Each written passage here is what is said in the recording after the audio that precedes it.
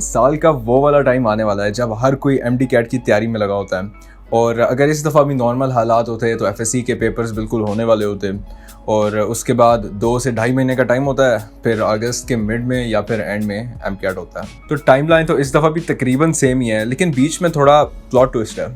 4 जून को पीएमसी की एक प्रेस कॉन्फ्रेंस थी जिसमें उन्होंने बड़े कुछ इंपॉर्टेंट पॉइंट्स अनाउंस किए हैं जो आपको पता होने चाहिए। तो सबसे पहली बात तो ये है कि इस दफ़ा एमडी कैट जो है वो ऑनलाइन कंडक्ट किया जाएगा, ना कि फिजिकली पेपर पे। और डेट जो उन्होंने अनाउंस की है वो है 30 अगस्त से लेके 30 सितंबर तक। और ऑनलाइन देने से मेरे तो ख्याल से इतना कोई फ़र्क नहीं पड़ता कि आप फिजिकल दे रहे हो या ऑनलाइन दे रहे हो, क्योंकि जब पेपर हो रहा होता है बीच में आपके पास वैसे भी कोई मटेरियल वगैरह देखने का टाइम नहीं होता। लेकिन ये जो डेट है इसमें पूरे महीने का टाइम है, तो ये नहीं श्योर कि अभी वो लोग एग्ज़ाम की डेट जो आपको खुद देंगे या फिर आप अपनी मर्ज़ी से चूज़ कर सकेंगे। क्योंकि अगर अपनी मर्ज़ी से चूज़ करेंगे तो ज़्यादातर स्टूडेंट्स जो हमारे जैसे हैं वो तो लेट से लेट देना प्रेफर करेंगे ताकि थोड़ी सी और तैयारी हो जाए।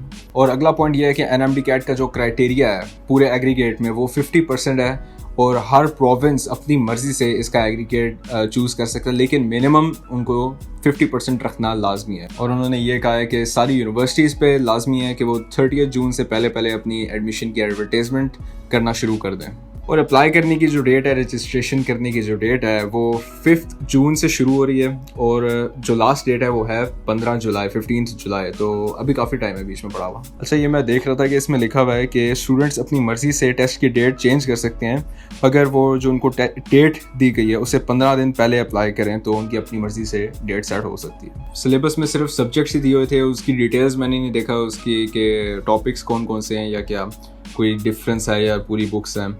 और जो नॉर्मल सब्जेक्ट्स होते हैं फिज़िक्स, केमिस्ट्री, बायो, इंग्लिश, उसके अलावा एक सब्जेक्ट इन्होंने दिया हुआ है लॉजिकल रीजनिंग, और उसके 10 एमसीक्यूज़ आएंगे। अब ये उसकी कोई डिटेल वगैरह उन्होंने नहीं बताई कि क्या चीज़ है या क्या।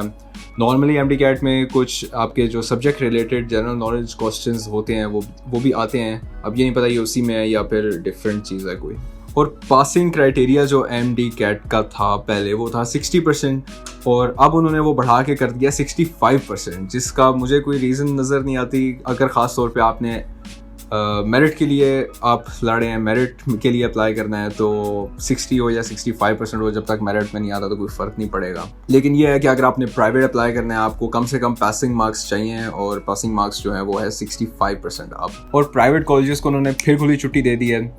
मिनिमम जो क्राइटेरिया वो लोग रख सकते हैं एमडी कैट का अपने एग्रीगेट में वो है 25% उनको लाजमी रखना है, और बाकी वो अपनी मर्ज़ी से डिसाइड कर सकते हैं कि क्या उन्होंने डालना है, जिसमें मोस्ट प्रोबेबली 25% जो है वो अपने उन्होंने इंटरव्यू का डाला होगा। खैर, बस यही सब कुछ सामने आया है परसों की प्रेस कॉन्फ्रेंस में जो उन्होंने एमडी कैट और एनएलई के बारे में की थी। और इस दफ़ा मैंने सुना है कि सिर्फ आपके साइंस सब्जेक्ट्स की एफएससी में पेपर्स हो रहे हैं फाइनल्स में, तो ये तो बड़ी खुशकिस्मती की बात कह सकते हैं। बेशक आपकी तैयारी कम होगी, लेकिन आप सिर्फ अपने साइंस सब्जेक्ट्स पे फोकस करते हैं तो ये बड़ी आसानी की बात है कि आपको फाइनल्स में भी सिर्फ साइंसेस देनी पड़ी और फिर एमडी कैट में भी सिर्फ साइंसेस देनी पड़ेंगी, जो ये तो बड़ी अच्छी बात है।